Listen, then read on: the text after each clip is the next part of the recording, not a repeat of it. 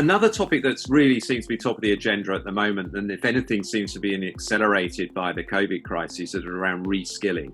What is some of the best practice that you've seen that really helps make reskilling stick within organisations? I'm guessing it's some of those skills that you've talked about around listening, but I guess a bit around culture as well. Yeah, well, I felt before COVID, actually, David, I felt that reskilling was one of the major areas that we needed to talk about. And actually, interestingly, in my new book, which I co-authored with Andrew Scott, who's an economist at London Business School, The New Long Life, we really go into some detail about how the impact, there's two big impacts on our lives pre-COVID.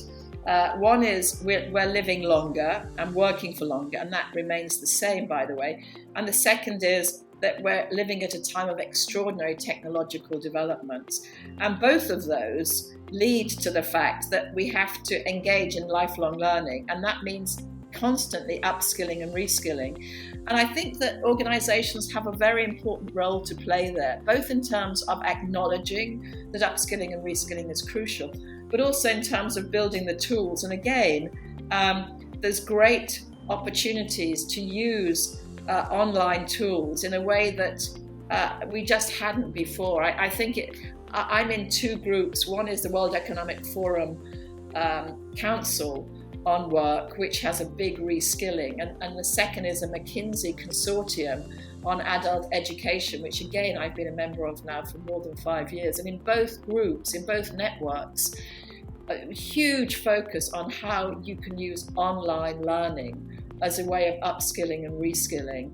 And I'm not saying that that's a standalone, it isn't, but it certainly gives a lot of people the opportunity to learn new stuff.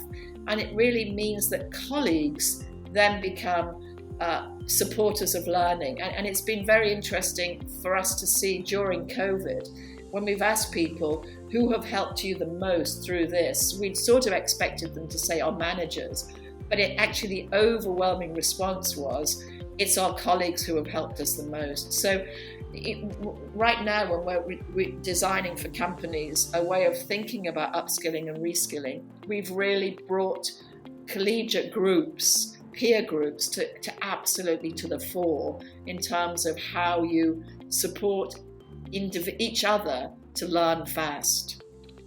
In this series, we will be speaking to a range of senior leaders who are pushing a data-driven and digital HR agenda.